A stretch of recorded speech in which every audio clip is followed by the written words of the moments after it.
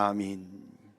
오늘 예배를 통해 하나님께서 우리에게 주시는 말씀 사도행전 6장 8절에서 15절까지 말씀입니다. 이 살아계신 하나님의 말씀을 지상의 형제가 낭독할 때 하나님의 음성을 들으시기 바랍니다. 스데반이 은혜와 권능이 충만하여 큰 기사와 표적을 민간에 행하니 이른바 자유민들 즉 구레네인, 알렉산드리아인, 길리기아와 아시아에서 온 사람들의 회당에서 어떤 자들이 일어나 스데반과 더불어 논쟁할세. 스데반이 지혜와 성령으로 말함을 그들이 능히 당하지 못하여 사람들을 매수하여 말하게 하되 이 사람이 모세와 하나님을 모독하는 말을 하는 것을 우리가 들었노라 하게 하고 백성과 장로와 서기관들을 충동시켜 와서 잡아가지고 공회에 이르러 거짓 증인들을 세우니 이르되 이 사람이 이 거룩한 곳과 율법을 거슬러 말하기를 맞지 아니하는도다.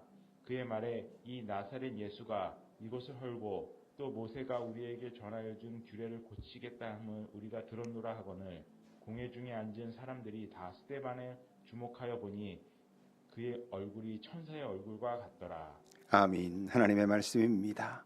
하나님 주의 말씀을 또 풀어 우리에게 가르쳐 주심으로 생명이 되어 그것이 스며들어 우리의 눈이 뜨고 우리의 선택과 가야 할 길이 보이고 또 주께서 허락하시는 지혜와 주의 동행하심을 경험하며 이 길을 걸어가는 새로운 시작이 되게 하소서. 또 우리가 함께 모은 예물도 당신의 나라와 평화가 이 땅에서 구현되는데 아름답게 사용되도록 우리 모두 그곳에 있게 하시고 기쁘게 받아주소서. 예수님의 이름으로 기도합니다. 아멘.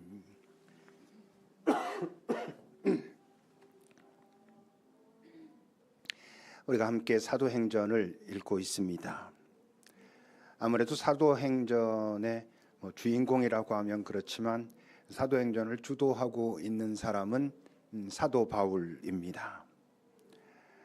그러나 또 바나바의 역할도 무시할 수는 없습니다. 바나바는 사도 바울에게도 그렇고 초대교회에 매우 중요한 역할을 했던 사람입니다. 또 한 사람, 짧게 등장하지만 아주 강한 인상을 남기는 사람, 오늘 본문에 나오고 있는 스데반 집사입니다. 스데반이 처음 사도행전에 등장하는 건 그 집사를 뽑을 때 그의 이름이 등장하지요. 5절입니다. 온 무리가 이 말을 기뻐했다. 어떤 말? 이제 사도들이 그 사람들을 섬기고 구제하는 일을 우리가 다 감당할 수 없겠다라고 판단하고 이제 이 일을 섬길 사람들을 뽑아라 했을 때지요. 그때 믿음과 성령이 충만한 사람 스데반이 있었고 또 빌립 등 6명이 더 있었다. 이런 의도로 저 5절이 쓰여진 겁니다. 다시 말하면 저 5절에 나오는 저 이야기는 일종의 스데반에 대한 헌사라고 말할 수 있습니다. 왜? 이 사도행전 이 글이 쓰여질 때는 이미 그 교회 공동체의 모든 사람들은 스데반의 순교를 알고 있는 상황이었던 것이죠. 그러니까 그의 그런 모든 것을 알고 기록하고 있는 겁니다. 사도행전에 기록된 첫 번째 순교자가 스데반 집사입니다. 순교라고 하는 그 자체도 아주 큰 의미가 있는 사건이지만 스데반의 순교는 그 사람 한 사람의 순교에 끝나지 않고 교회사에 있어서도 아주 중요한 계기가 되는 그런 시간이 됩니다.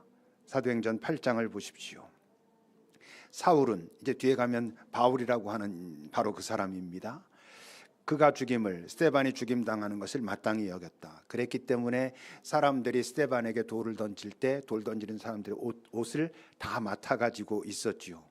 그런데 바로 그날부터 스데반이 순교한 그날부터 예루살렘에 있는 교회에 큰 박해가 시작되었다. 그래서 사도 외에는 다 유대와 사마리아 모든 땅으로 흩어질 수밖에 없었다라고 기록합니다. 예수님께서 승천하시기 전에 성령이 너희에게 임하면 너희들이 권능을 받고 그렇게 되면 예루살렘과 유대와 땅끝까지 이르러 증인이 될 것이다. 이렇게 말씀하셨잖아요. 그런데 지금 스데반의 순교를 계기로 해가지고 어쩔 수 없이 유대 땅으로 사마리아 땅으로 또 모든 땅으로 흩어지게 되었다.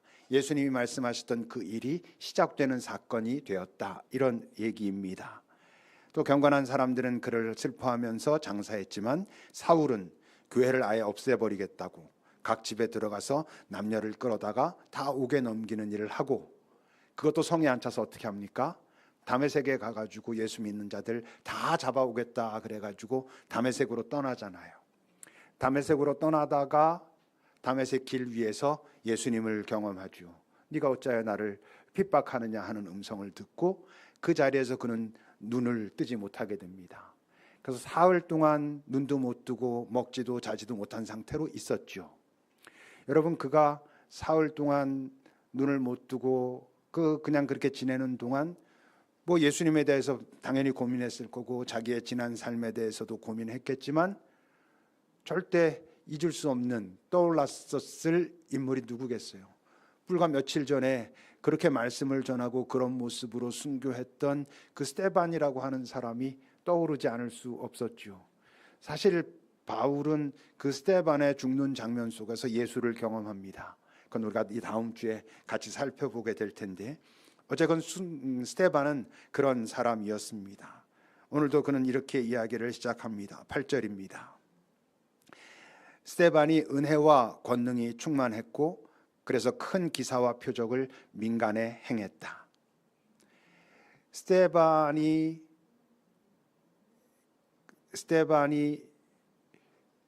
교회 안에서도 구제하고 섬기는 역할을 감당했던 사람이었습니다. 그런데 교회 밖에서도 그런 일을 감당했다라고 말하는 것이죠. 큰 기사와 표적을 행했다는 것은 그가 뭐 다니는 곳마다 우리가 소위 말하는 어떤 기적 같은 일들이 계속 일어나고 죽은 사람은 계속 살아나고 이런 일을 했다라고 하는 의미보다는, 그것도 아예 없지는 않았겠지만 그가 민간에 큰 기사와 표적을 행했다는 건 사람들이 볼 때 어떻게 저 사람은 저렇게 살지? 어떻게 저렇게 자기를 나누고 사람들과 함께 더불어 살아가며 사람들을 돕고 섬기는 삶을 살 수 있지라고 할 만한 놀라운 특별한 어떤 삶을 그는 살아냈다라는 의미인 거죠.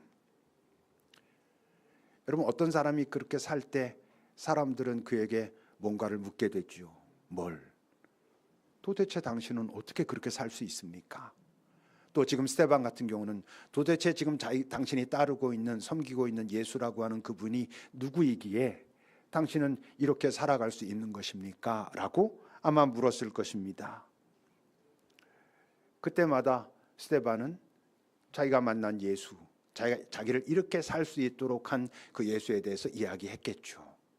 복음은 이렇게 전해지는 것입니다.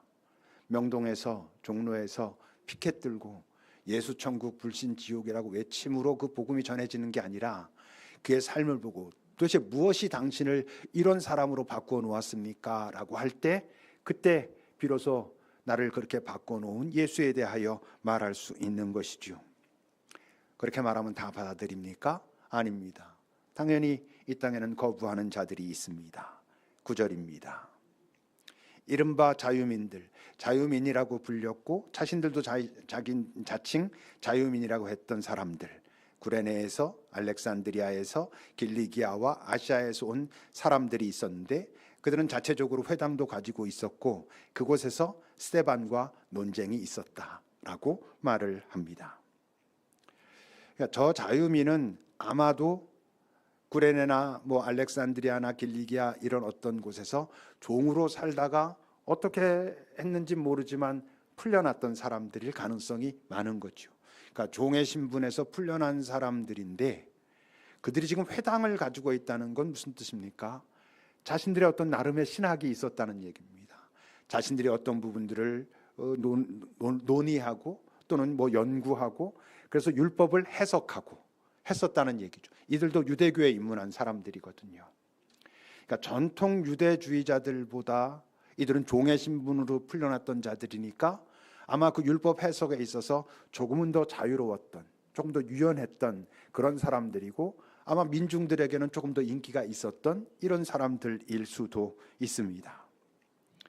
그러나 물론 이들이 예수님처럼 예수님의 율법 해석은 하나님의 마음을 찾아 들어가는 것이었지만 이들의 율법 해석에 있어서 자유롭다는 건 아마도 조금 더 인간적인, 여기까지 하면 돼 이렇게 말하지만 우리 인간에게 이런 걸 허락하셨어라는 조금 더 인간 중심적인 그런 해석을 했겠죠. 그러니 스데반과 부딪혔던 것입니다. 만약 이들의 율법 해석이 정말 인간에 대한 하나님의 깊은 사랑과 안타까움을 가지고 해석했다면 스데반과 부딪히지 않았을 텐데 이들은 스데반과 부딪혔거든요. 그랬다는 것은 아마 이전보다도 더 인간적인 어떤 해석에 접근하고 있었다, 이런 의미일 것입니다. 이들의 시각이 위험한 이유가 있습니다. 왜 위험하겠어요? 이들은 이전에 분명히 어떤 아픔을 겪었던 자들이고 그 아픔으로부터 풀려났지만 그 아픔이 치유된 자들이냐 하면 그렇지는 않거든요.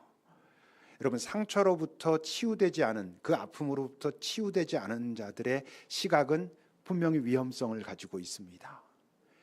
자기중심적으로 보기 쉽거든요. 보상심리에 의해서 어떤 상황을 보고 해석하기 쉽거든요. 그들이 나쁜 사람이어서가 아니라 자신들도 모르는 사이에 자기 정당성에 빠질 수 있거든요. 나는 이렇게 해도 괜찮아. 내가 그동안 얼마나 힘들었는데, 지금 나는 얼마나 힘든데, 그러니까 나는 이런 대접을 받을 만해 라고 하는 식으로 갈 수 있다는 거예요. 나빠서가 아니라 약해져 있기 때문에, 그 안에 상처가 있기 때문에 그럴 수 있단 말이에요. 그래서 자칫 그와 함께 하고자 했던, 그를 돕고자 했던 사람들이 나중엔 조금 주춤하게 만들 수 있습니다. 그러니까 우리 이 현실 속에서도 그런 일들은 벌어질 수 있죠.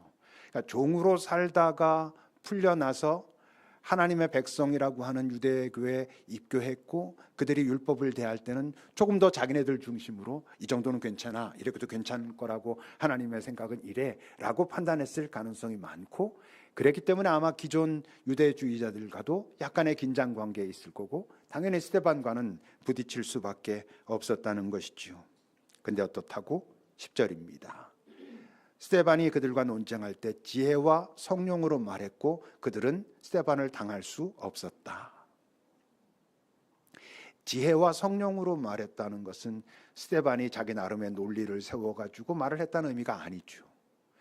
지혜와 성령으로 말했다는 것은 그 스데반이 참 진리를 말했고 복음을 전했다는 뜻입니다. 그러니까 이들이 당할 수 없었다는 것은 단순히 서로 어떤 논리를 가지고 싸웠는데 스데반의 논리를 이길 수 없었다면, 그렇다면 어떻게 해야지 정상이냐 하면 우리가 졌네, 알았다 라고 해야 정상인데, 이들이 당할 수 없었고 오히려 공격적으로 나왔다는 건 무슨 얘기겠어요? 스데반이 하는 얘기를 이해할 수도 없었고 그러므로 받아들일 수도 없었다는 것입니다. 스데반이 지금 무슨 얘기를 하는지 이들은 받아들일 수가 없는 것이지요. 그래서 14절은 이렇게 말하죠. 이들이 다른 거짓 증인들을 세워서 이렇게 말하라고 하는 거지만 자신들의 이야기를 하는 겁니다. 이 나사렛 예수가 이곳을 헐고 모세가 우리에게 전하여 준 규례를 고치겠다고 했다는 거, 저가 말하는 것을 우리가 들었다라고 말하는 거예요. 근데 실제로 예수님이 그렇게 말씀하셨잖아요. 이 성전을 헐라 내가 사흘 만에 다시 세울 것이다. 그렇게 말씀하실 때 그 맥락은 당신의 부활을 말씀하신 거였고, 모세는 너희에게 이렇게 말했지만 하나님의 진짜 뜻은 이거야 라고 바꿔서 말씀하신 것도 많이 있으니 저 말 자체가 틀린 말이 아닙니다. 그런데 이들은 저 말을 이해할 수가 없는 거죠. 스데반이 예수님의 저 말씀을 전하면서 저 말만 딱 했겠습니까? 저 말씀의 맥락과 여러 가지 이야기를 다 했을 것입니다. 이들은 이해할 수 없었고 이해할 수 없는데 저들과 여전히 스데반과 적대적일 수밖에 없었고, 그러니 그를 공격하려니 저 이야기를 딱 떼어가지고 모든 맥락은 생략한 채 이해도 못하니까 저 이야기를 하면 말이 안 되는 얘기거든요. 기존 유대주의자들에겐 말이에요. 이 땅에도 여러분 그런 일들이 얼마나 많습니까? 특히 정치판에서 보면 누군가 어떤 말을 했다더라 라고 할 때 그 말이 어떤 맥락 속에서 어떤 그 말이 나온 건지, 그 단어의 의미는 어떤 의미로 말했는지는 다 덮어놓고 그냥 그 말을 자기 나름대로 해석해서 누군가 이렇게 말했다 해서 매장시켜버리고 싶어하고 그런 일들이 벌어지잖아요. 이들도 지금 스데반을 매장시키고 예수 운동을 매장시키기 위해서 저렇게 이야기를 하는 것이죠. 그래서 어떻게 합니까? 11절입니다. 사람들을 매수합니다. 사람들을 매수하는 건 자기네들은 듣지 않은 얘기를 하려고 하는 얘기가 아닙니다. 자신들이 들은 얘기들이 말이 안 된다고 이들은 받아들이고 있었는데 자신들만 가지고는 이게 공증이 안 되니까 다른 증인들도 있다라고 하기 위해서 지금 거짓 증인들을 세운 거죠. 그리고 말하게 합니다. 이 사람이 모세와 하나님을 모독하는 말을 했다. 스데반이 그럴 리가 없잖아요. 근데 저들에겐 그렇게 정말 들리는 것입니다. 스데반이 하고 있는 모든 얘기는 하나님을 모독하는 것이고 지금 모세가 전한 율법을 모독하는 것으로 이들에겐 들리는 것입니다. 무지하니까 그 부분에 있어서 알아들을 수가 없기 때문에 이들은 그런 것이죠. 그래서 백성과 장로와 서기관들을 충종시켜서 잡아가지고 공회에 이릅니다. 지금까지 아마 살짝 긴장 관계에 놓여 있었을 텐데 지금 저 스데반을 잡고자 하면 저 예수 운동을 지금 막으려고 하면 언제든지 한편이 될 수 있는 것이죠. 그리고 거짓 증인들을 세웁니다. 그리고 이렇게 말하게 합니다. 이 사람이 이 거룩한 곳과 율법을 거슬러 말하기를 마지 아니했다. 거룩한 곳이라고 말하고 있어요. 거룩한 곳이라고 말하고 있으면서 그 자리에 거짓 증인들을 세워서 자신들의 뜻을 관철시키겠다는 거예요. 무슨 뜻이에요? 이들은 거룩하지도 않고 진실되지도 않다는 거예요. 그러니까 거룩한 곳이라고 말하면서 그것을 우습게 여기고 거짓 증인들을 세워서 자신들의 뜻을 관철하려고 하는 것이지요. 이런 상황은 스데반 한 개인에게 매우 위협적인 상황입니다만 15절은 이렇게 말합니다. 공회 중에 앉은 사람들이 다 스데반에게 적대적인 사람들입니다. 그런데 그들이 스데반을 봤을 때 그 얼굴은 천사의 얼굴과 같더라. 다른 말로 하면 조금도 흔들림이 없더라. 그의 중심에는 그 모든 상황이 흔들 수 없는 무언가가 있더라. 이런 이야기입니다. 이게 스데반이라고 하는 사람의 의지가 아주 단단해서 너희들이 뭐라 하든 나의 신념은 움직이지 않아. 그렇기 때문에 천사의 얼굴과 같은 모습을 하고 있을 수 있었겠습니까? 아닙니다. 그런 어쩌면 자신의 목숨이 위협을 받을 수 있다고 하는 그 상황 속에서도 그는 천사의 얼굴과 같은 전혀 흔들림이 없는 여전히 자유로운 여전히 평화로운 존재일 수 있었다는 것은 나 너머의 경험이 있는 사람이라는 것입니다. 한 인간의 그 인간 너머의 경험이란 다른 말로 하면 죽음 너머의 경험, 영원의 경험, 초월자의 경험, 영원의 존재의 경험, 또 다른 말로 하면 하나님 나라의 경험이 그의 안에 충만하기에 그 죽음의 위협 앞에서도 그는 전혀 흔들리지 않을 수 있었다라고 기록하고 있는 거지요. 지금 이 스데반의 중심에는 무엇이 있었습니까? 8절과 10절입니다. 스데반은 은혜와 권능이 충만하여 그 모든 삶을 살아냈다. 스데반은 지혜와 성령으로 충만해서 말했고 사람들은 그의 말을 이해할 수도 받아들일 수도 당연히 이길 수도 없었다라고 말합니다. 스데반의 중심 속에는 은혜와 권능이 지혜와 성령이 있었다는 거예요. 그 모든 것을 한 단어로 말하면 진리로 충만했다 이런 얘기입니다. 다른 말로 하면 하나님과 함께 있었고 예수 그리스도 그 주님과 그는 함께 머무르고 있었다. 그래서 이 세상의 위협 속에서도 그는 영원과 다 있었고 영원과 다 있었기 때문에 그는 흔들리지 않을 수 있었다라고 말하는 거죠. 여러분, 누가 진짜 자유인입니까? 지금 자유민이라고 말하고 자신들 나름대로 율법을 해석하고 종에서 풀려났고 그랬기 때문에 그들이 정말 자유인입니까? 아니면 그 모든 자들에게 협박을 받고 어쩌면 그들이 죽이려고 하면 죽일 수도 있는 실제로 죽임 당하는 이 스데반이 진짜 자유인입니까? 스데반이 자유인이잖아요, 여러분. 요한복음 8장을 보십시오. 예수님이 말씀하셨죠. 진리를 알 때 그 진리는 너희를 자유롭게 할 것이다. 너희들이 진리와 함께 있을 때, 진리 안에 머무를 때, 나와 함께 할 때, 영원을 담고 있을 때, 영원과 다 있을 때 너희들은 이 땅에서 온전히 자유를 경험하게 될 것이다. 이 땅에 그 어떤 것도 너희들을 해할 수 없다는 것을, 목숨이 끊어지는 것조차도 너희들이 망가지는 게 아니라는 것을 너희들은 경험하게 될 것이고, 그러므로 온전한 자유를, 내가 이 땅에서 누렸던 자유를, 그 평화를 맛보게 될 것이다 라고 말씀하셨지요. 이 자유민들이라고 오늘 나오고 있는 이들은 아무런 자유도 느끼지 못했을까? 그렇진 않습니다. 이들도 자기네들 나름의 자유를 누렸겠죠. 종의 신분으로 살다가 종으로부터 해방된 자유를 이들은 경험했을 것입니다. 유대교에 입문하고 그래서 그 율법을 들으면서 그 율법이 오히려 자신들을 누른다는 것을 경험했지만 자기네들 나름대로의 시각과 방식으로 율법을 해석하면서 조금 더 자유로워지는 것을 경험했을 것입니다. 그래서 그들은 자유민이라고 스스로도 칭했고 사람들도 그들에게 그렇게 말했을지도 모르겠습니다만 그 자유가 진짜입니까? 진짜 아닙니다. 언제든 요동칠 수 있는 자유는 진짜가 아닌 것이죠.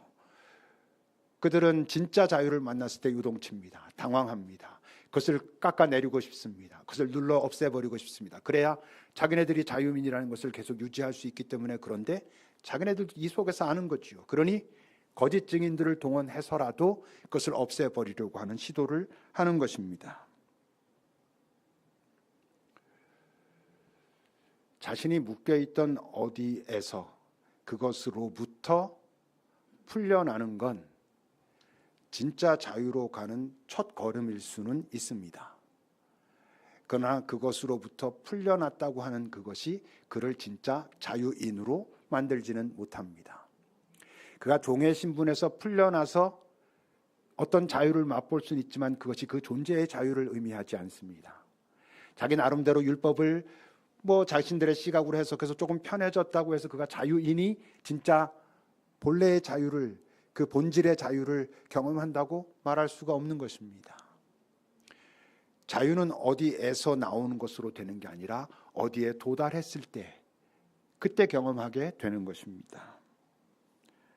그런 의미에서 여러분, 이 교회 안에도 지금 이 자리에도 오늘 본문에 나오는 것과 같은 그런 자유민들이 많습니다.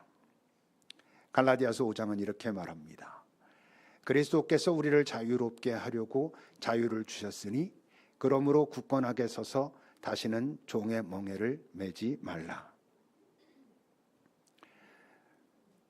우리 어렸을 때부터 그런 찬양도 많이 했고, 나 자유 얻었네, 너 자유 얻었네, 죄의 사슬에서 우리가 풀려나가지고 이젠 자유를 얻었다라고 말합니다. 예수를 믿으면 우리의 죄의 문제를 그가 십자가에서 해결하셨고, 그래서 우리가 그를 믿음으로 우린 자유로운 존재가 되었다라고, 구원받은 존재가 되었다라고 말합니다. 여기 있는 모든 사람들이 그 말에 동의할 것입니다. 근데 그래서 여러분들은 정말 자유롭습니까? 자유를 누리며 살고 계십니까? 여러분들의 삶의 자리에서 자유롭습니까? 여러분들 존재 자체로부터 자유롭습니까? 이 세상에서 자유롭습니까? 여전히 초조함과 조급함 가운데 이것이 되지 않으면 내 인생은 큰일 날 것 같고, 여기에 도달하지 않으면 나는 절대로 행복해질 수 없다라고 하는 그 부담과 조급함 속에 살고 있지 않습니까? 그렇다면 여러분들은 자유로운 것입니다. 죄의 사슬에서 풀려났다는 것이 우리를 자유롭게 합니까? 아닙니다. 그건 자유가 시작되는 것입니다. 그것으로 우리는 자유로워지지 않습니다. 경험적으로 알잖아요. 여러분들 지난 한 주간 정말 자유를 경험하며 사셨습니까? 여러분들이 주어진 그 상황이 무엇이든 그 상황 속에서 자유로우셨냐? 그것입니다. 예수께서 이 사순절 고난의 시간을 지나시며 그 고난의 상황 속에서도 평화로우셨던 그 평화를 맛보셨습니까? 그는 일생 동안 이 땅의 모든 공격자들과 위협과 고통과 고난과 위험 속에 살았지만 그가 누리셨던 그 평화와 자유를 여러분들도 맛보고 있습니까? 그래야 우리가 자유로운 것입니다. 그렇지 않다면 뭔가 문제가 있는 것이죠. 왜 맛보기도 힘들까요? 왜 예수는 우리에게 자유를 주셨다고 하는데 그 자유로 자유를 누리지 못하고 여전히 뭔가 내 이 어깨 위에는 무거운 짐이 있는 것 같은 그런 것을 메고 이 땅을 우리는 살아가고 있는 것일까? 계속 말씀드리지만 죄로부터 풀려난 것이 우리를 자유하게 하는 건, 온전한 자유를 경험하게 하는 건 아니기 때문입니다. 그렇게 풀려났다고 하면서 풀려났다는 자들의 신앙은 여전히 표피적입니다. 여전히 나 중심적입니다. 예수가 나를 구원하셨고 하나님께서 나를 나로 하여금 영원과 닿은 존재가 되게 하셨다라고 말하면서도 나의 시선은 여전히 이 땅에 머물러 있고, 그래서 나의 신앙은 여전히 기복적입니다. 이 땅에서 나에게 원하는 것을 하나님께서 해주셔야지만 나는 자유로워질 수 있습니다라고 그와 여전히 싸우고 있습니다. 여전히 하나님과 나는 분리되어 있고, 하나님은 저 멀리 하늘에 계시기 때문에 그에게 주여라고 몇 번을 크게 외쳐야 겨우 내 말을 들을까 말까 하는 그런 존재로 우린 그 하나님을, 그 신을 이해하고 있습니다. 이 땅을 살며 그와 잘 연합되고 하나 된다는 것이 무엇인지는 알지도 못한 채 여전히 내 상황의 어떤 현상에 따라서 사랑을 받고 있는지 사랑받지 못하고 있는지를 판단하고 있습니다. 항상 그래서 조급합니다. 항상 불안합니다. 내가 이걸 잘해야지만 그가 나를 사랑할 것 같고, 이런 잘못을 하면 나는 금방이라도 벌을 받아 그에게 버림받을 것 같은 그런 두려움 속에 살아가고 있습니다. 그러니 자유롭지 않습니다. 예수를 믿었는데 자유롭지 않은 것입니다. 문자주의에 빠져가지고 하나님의 말씀이 이렇게 기록되어 있으니까 이것은 이것이라고, 나중에 가면 그 문자에 자신이 눌려가지고 자신이 헤어나오지 못하는 상태로 놓여 있습니다. 자유롭지 않은 것입니다. 표면적인, 표피적인 그런 신앙으로, 다른 말로 하면 내 중심적인, 내 눈에 보이는 것, 이 땅에서 보이는 것으로 하나님과의 관계를 맺는 자들은 절대 그 자유는 경험할 수 없습니다. 오늘 성경에 나오는 자유민들처럼 종에서부터 풀려난 어떤 그 자유, 그 율법을, 하나님의 말씀을 자기 나름대로 해석해서 이래도 괜찮아 라고 쿨해 보이는 자유를 잠시 누릴 수 있을진 모르지만, 어떤 상황 속에서도 흔들리지 않을 수 있는 스테반과 같은 자유는 절대 누릴 수 없습니다. 로마서 2장은 그래서 이렇게 말합니다. 표면적 유대인이, 저 유대인이라고 지금 바울이 쓰고 있는 것은 지금의 우리로 말하면 그리스도인이라고, 기독교인이라고 말해도 똑같은 의미입니다. 표면적 기독교인이 기독교인이 아니다. 표면적 육신의 할례가, 저 말을 다른 말로 하면 그냥 종교 활동이, 주일 성수 잘하고 헌금 열심히 하고 교회에서 하라는 거 참여하고 그렇게 하는 것이 진짜 그리스도인이 아니라는 것입니다. 이면적 유대인이, 내적 변화가 시작되는 자들이 어떻게 변화됩니까? 내 내면을 내가 어떻게 변화시킵니까? 내 주님이 내 안에 오심으로, 그 주님과 연합함으로, 그 주님과 묻고 그 주님과 하나됨으로 경험하게 되는 존재의 변화, 이런 경험을 하는 자들이 진짜 그들이 기독교인이라는 것입니다. 할례는 마음에 있는 것이니까, 영에 있는 것이니까, 영이신 하나님과 닿을 때 진짜 기독교인이 되는 것이니까, 그때 진짜 자유를, 예수께서 이 땅에서 누리셨던 그 자유를 경험할 수 있는 것이니까 라고 말하고 있는 것입니다. 자유는 내 뜻대로 무언가가 되고 있을 때 누리는 것이 아닙니다. 자유는 그 자유의 근원 되시는 분을 만나고 그분과 함께 있을 때, 그분 안에 있을 때 그 자유를 전염받는 것입니다. 그 자유에 내가 들어가는 것입니다. 여러분, 이것이 예수님께서 그토록 우리에게 원하셨던 그런 것입니다. 이런 말씀 너무 죄송하지만 지금 제가 하고 있는 얘기를 무슨 얘기인지 맨날 저 말씀 하시는데 저게 뭔 얘기인지 하나도 모르겠다 하실 수 있지요. 왜? 이건 머리로 아는 게 아니거든요.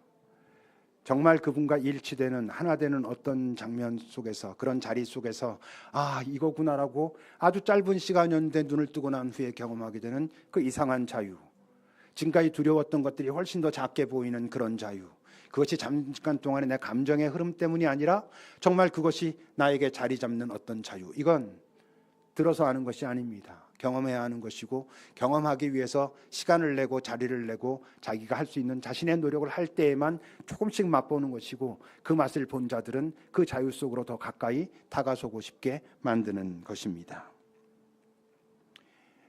요한복음에는 겟세마네 기도가 나오지 않습니다.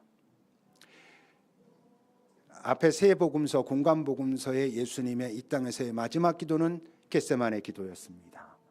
요한복음에는 겟세마네 기도가 나오지 않아요. 그 대신 요한복음에서 예수님께서 이 땅에서 육신을 입고 하나님 앞에 드린 마지막 기도는 요한복음 17장에 나오는 대제사장적인 기도라는 그 기도입니다. 17장 전체가 그 기도문입니다.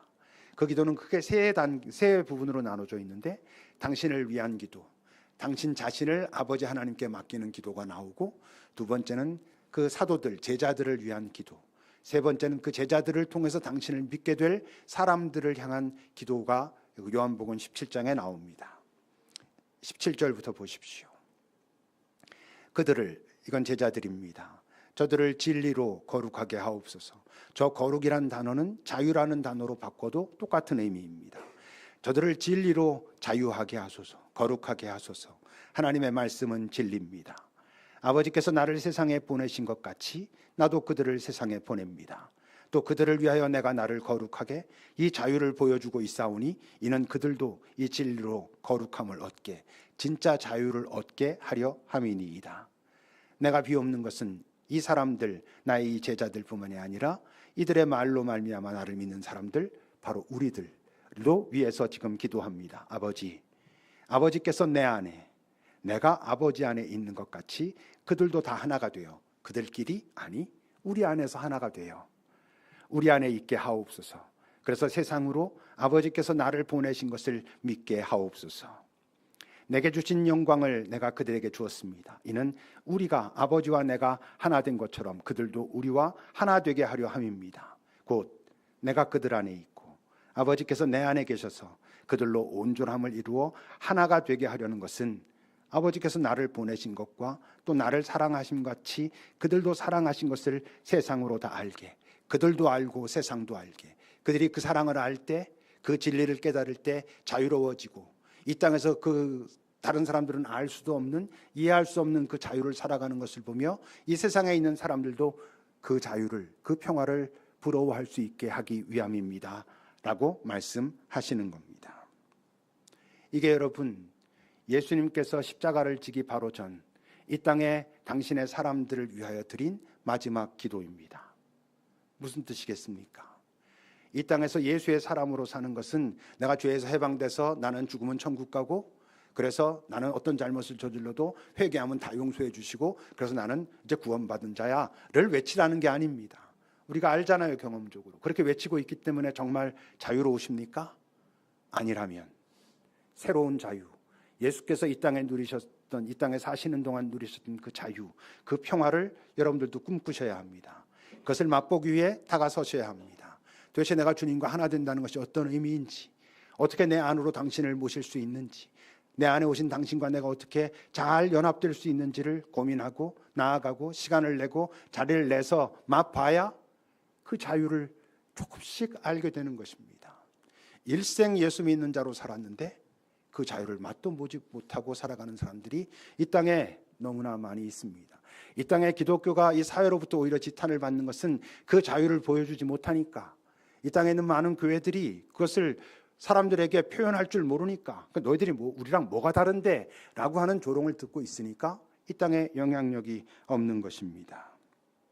표피적 신앙은, 기복적인 신앙은 이 세상에 영향을 주지 못합니다. 오히려 이 세상에 이용당하는 것입니다.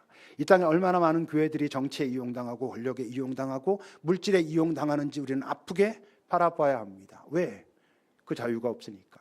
그 자유가 없으면 이 세상 자유에 굴복할 수밖에 없기 때문에 그렇다는 것을 여러분 아셔야 합니다. 사순절입니다. 사순절은 자유를 향해 걸어가는 여정입니다. 어두운 시간을 걷고 계신 예수, 그러나 그의 빛과 그의 평화를 조금도 손상시키지 않으시며 걷고 있는 그 예수 옆에 함께 걸어가므로 우리도 그 자유를 맛보고 그 자유의 완성의 자리에 가는 여정이 이 사순절 기간입니다. 이 사순절을 여러분 살아가시면서 그 빛을, 그 자유를 맛볼 수 있기를 바랍니다. 아, 이런 자유가 있구나. 나를 조급하게 만들고 예수를 믿었기 때문에, 하나님을 알기 때문에 더 간절히 하나님께 부탁해서 이걸 해결함으로 나를 자유케 하소서가 아니라, 나를 자유케 하신 그 자유의 본질이 내 안에 있게 하소서. 그래서 내 상황이 무엇이든 그 자유를 놓치지 않고 살아갈 수 있는 그 능력을, 그 권세를 나에게도 허락하소서 하는 그들이 이 땅에서 바로 진짜 자유인으로, 진짜 그리스도인으로, 진짜 주의 제자로, 하나님의 자녀로 살게 될 것입니다. 기도합시다. 여러분들은 주님의 자유를 경험하고 계십니까? 이게 경험하기 전에 머리는 앞만 들어도 알 수가 없다는 그런 한계가 있죠. 그래서 우선 원해야 합니다. 주님, 그것이 무엇인지 저도 알고 싶습니다. 그래서 다가서고 싶습니다. 제가 실제적인 그 자유를 향하는 한 걸음을 뗄 수 있는 은총을 주십시오라고 여러분 구하시고 시도하셔야 합니다. 그 맛을 보기 시작하면 그것은 이 땅의 어떤 자유와도 바꿀 수 없는 진짜 자유라는 것을 알게 되실 겁니다. 주 앞에 잠시 머무릅시다.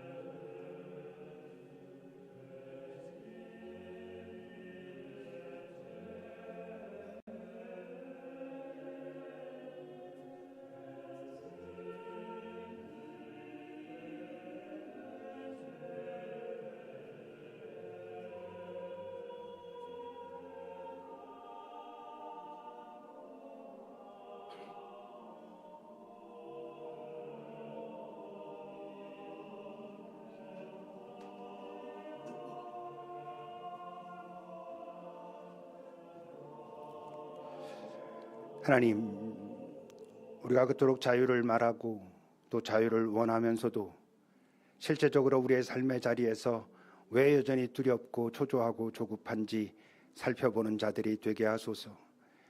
예수께서 누리셨던 그 자유는 맛도 보지 못한 채 그저 머릿속에서 맴돌기만 하고, 그리고 나는 그저 내가 이 문제가 해결될 때 누릴 수 있는 자유를 허락해달라고 그 자유민들이 그저 누렸던 그 자유로 만족하지 않는 자들이 되게 하옵소서. 내 주님의 자유에 우리도 들어갈 수 있기를, 그 자유를 우리도 맛볼 수 있기를.